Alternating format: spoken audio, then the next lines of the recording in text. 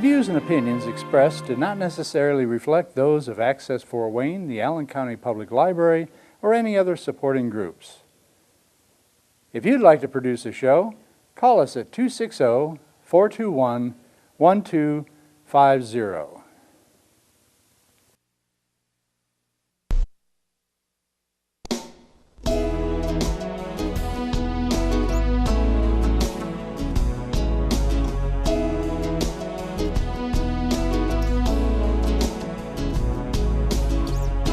Let me be your lighthouse so I can show you the way. Let me be your shining light, I'll keep you from drifting away. I'm the one that makes you try when... Hello, this is Patty Hunter and welcome to Patty's Page. Today we have a very special guest who we'll be Skyping with today, doing a half-hour interview. Her name is Abby Johnson. She's a pro-life activist as well as an author of the book Unplanned. So we'll talk about that in a minute. So see you soon and we'll be right back. Hello, Abby Johnson. How are you today? Welcome. I'm doing great. Thanks for having me. Welcome to my show, Patty's Page. I am pro-life TV producer and host of my show, Patty's Page, and I love having you on my show. Thank you. Thank you so much. I have lots of questions for you, girl. Okay, let's do it. Yeah. Where were you born and raised? To begin with. So I was born in Texas, and then when I was about a year old, we moved to southern Louisiana, and I grew up there until I was about 12, and we moved back to Texas, and I did the rest of my growing up in a very small town in Texas, and then went to college in Texas at Texas A&M, and just stayed here ever since. Were you raised in a Christian-based home? I was, yeah. I was raised Baptist and Southern Baptist, and it was a pro-life home. But we were a family who, we said we were pro-life, but my parents were not pro-life activists in any way, so they weren't involved in the pro-life movement. It was just sort of something that we said, but it wasn't really how we lived. Did church?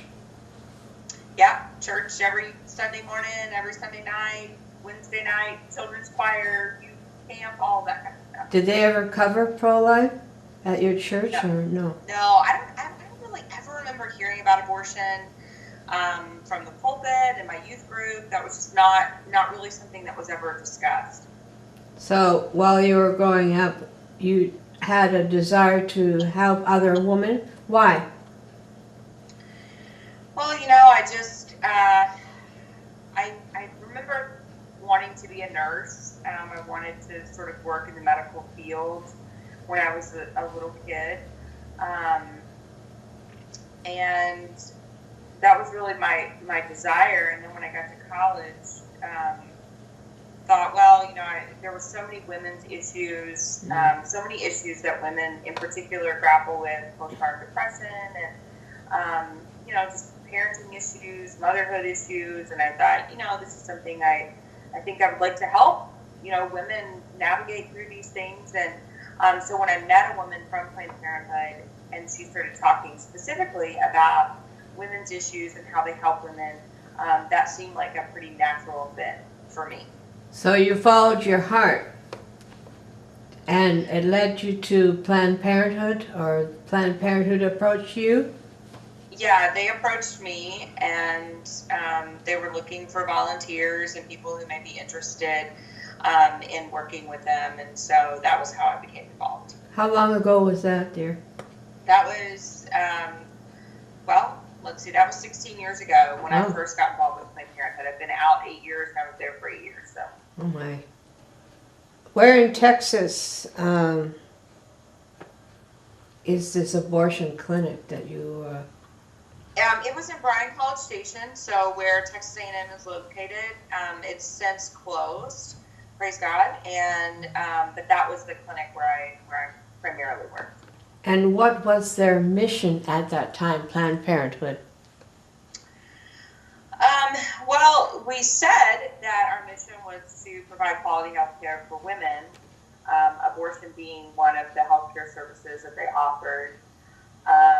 But I would say that our real mission really was to sell abortion to women who came into our centers, who were vulnerable, who were pregnant, because that was our greatest revenue generating product that we were able to offer women. So when they went full-time basically into abortion, when was that? Was that in the beginning? No. No, I mean, we always provided some other services like birth control and STD testing, but more than 50% of our income came from abortion services.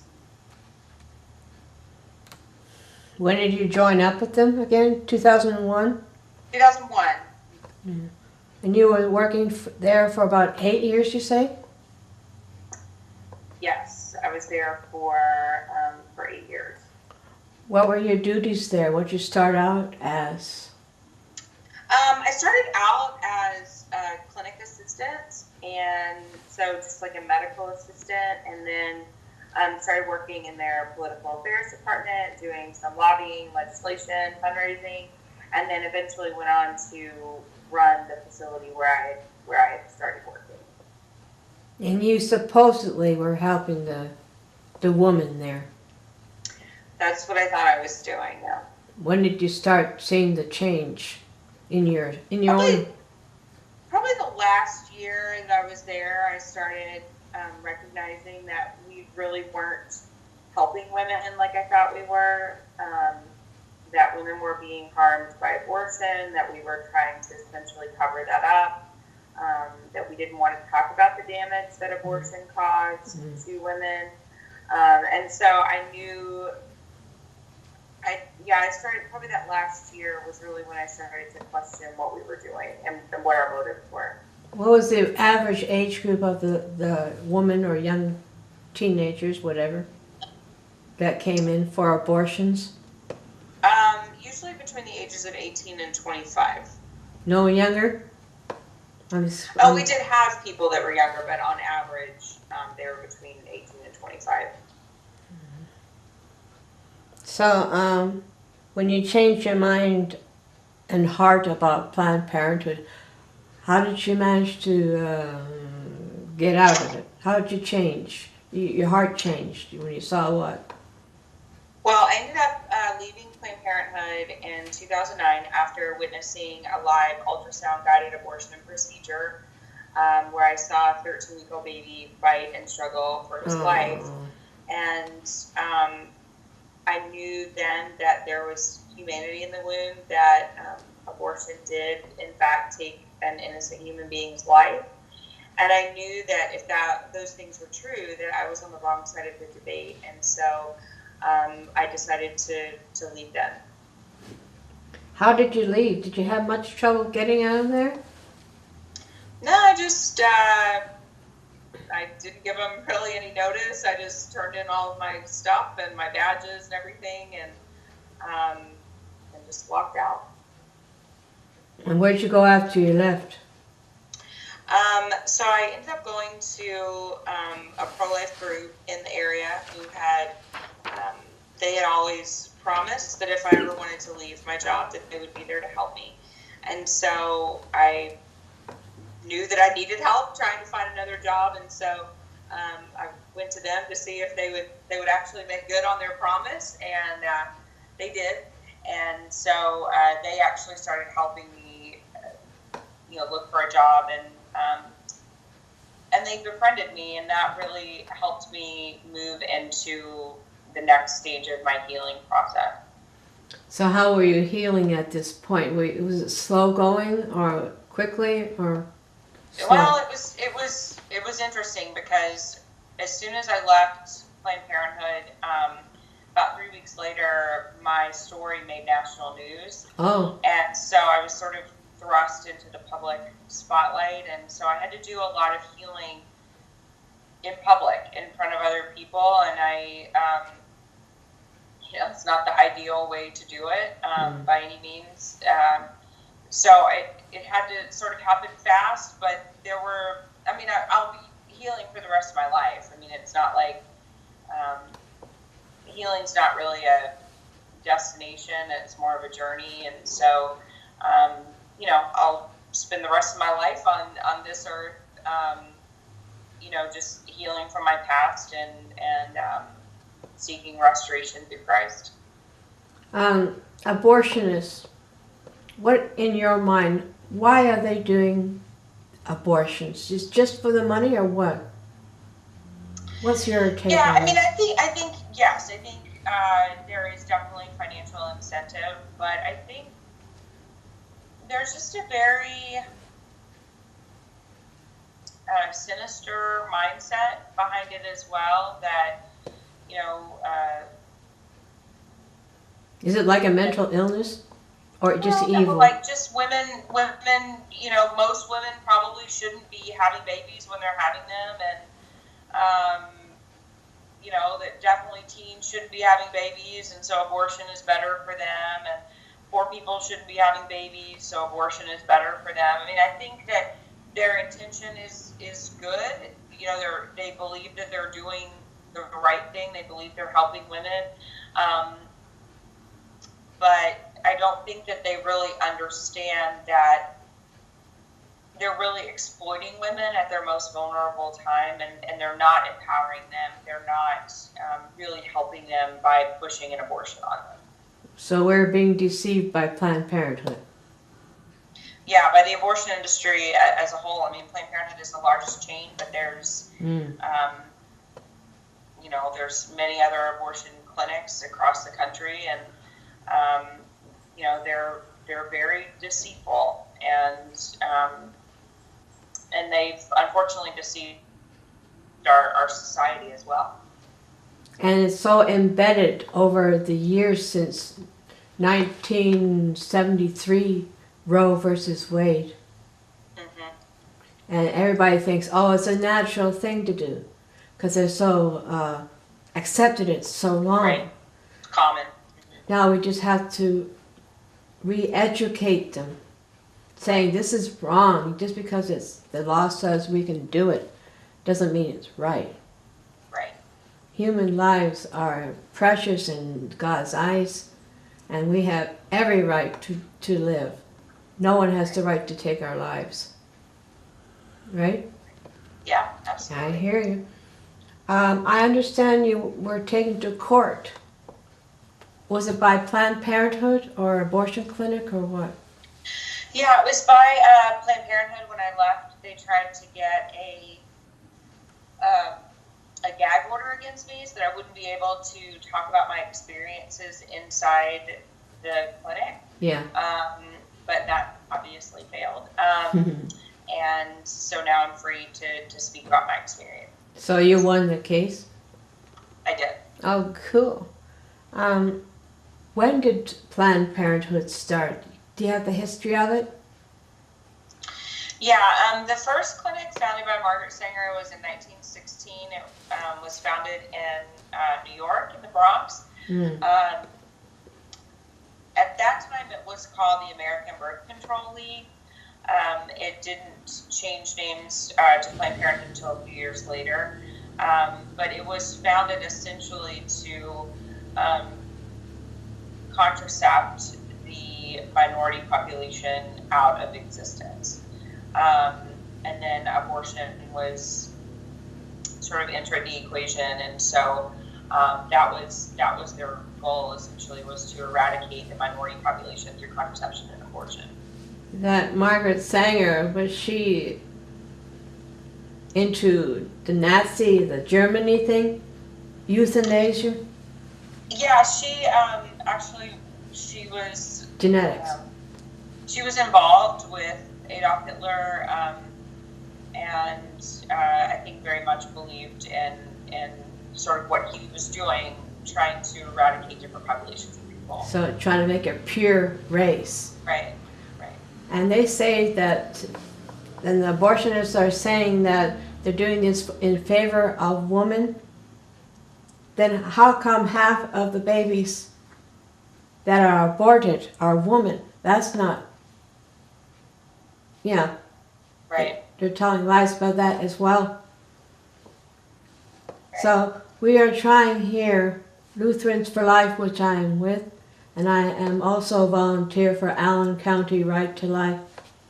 We're trying, along with you, along with a lot of pro-life leaders, to change, to educate, to show people in churches as well.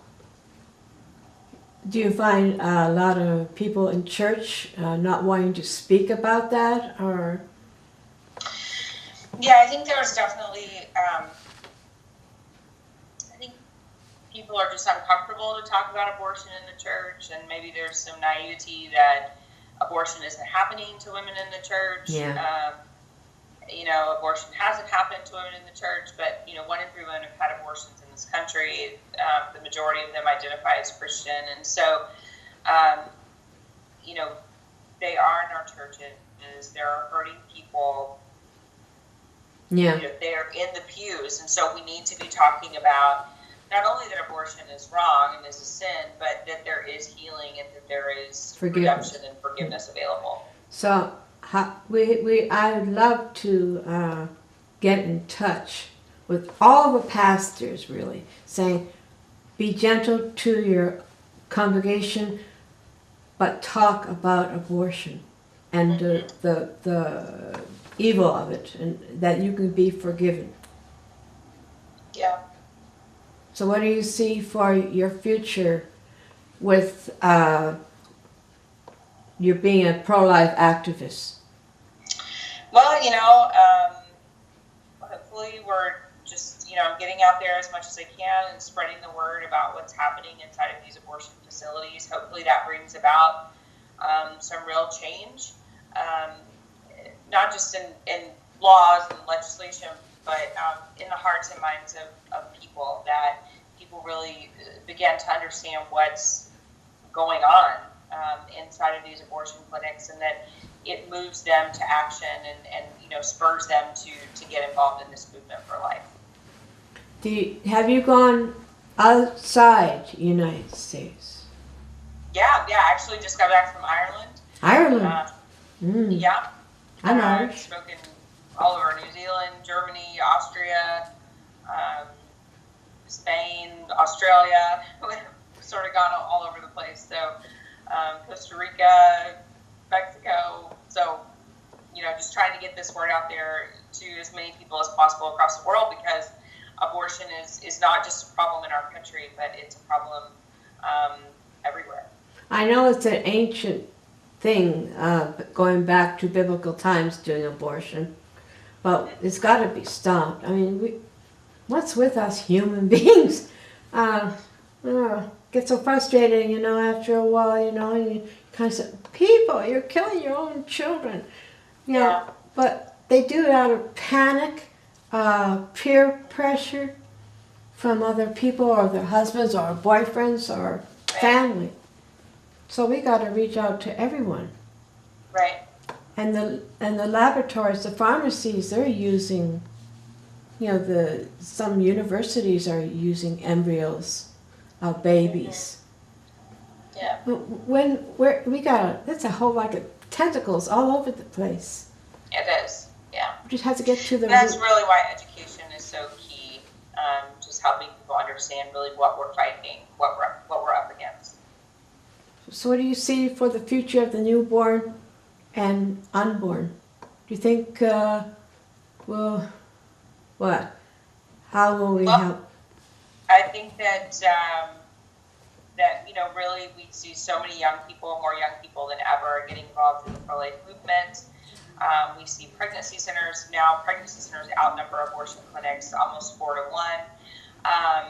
So people are really getting involved. People are being moved to act, and we just need that momentum to continue. And I do hope that they do defund Planned Parenthood very soon, within hopefully a year. It's still going on, abortions, and we're praying that it does get stopped very soon. Yeah.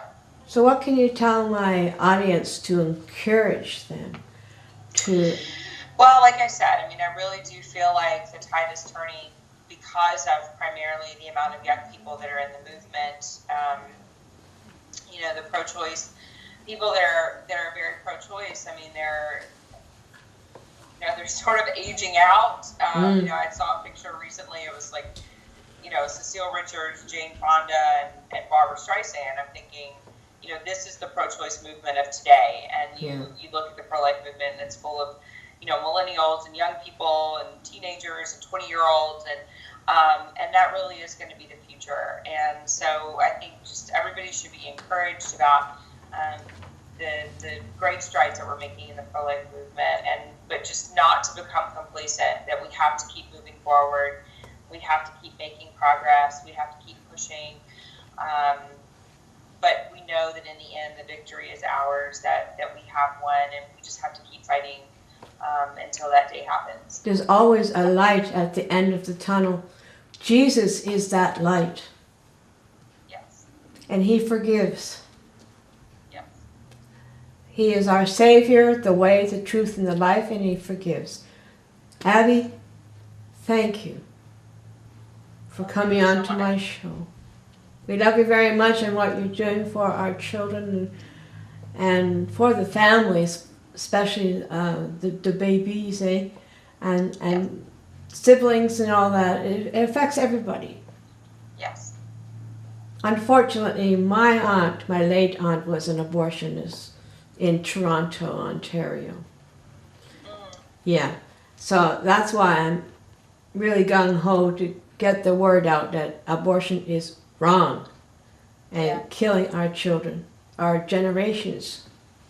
So thank you for sharing your story with us, your very important story, and we love you, and God bless, and maybe we meet again.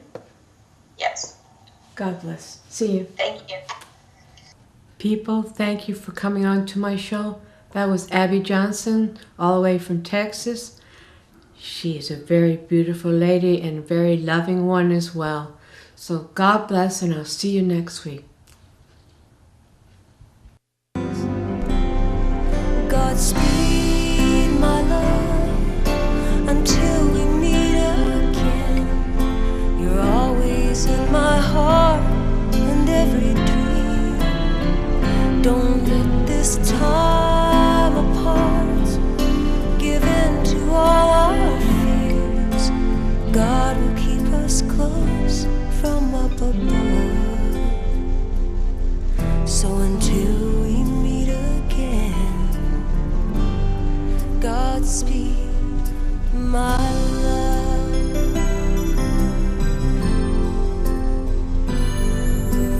God is with us all.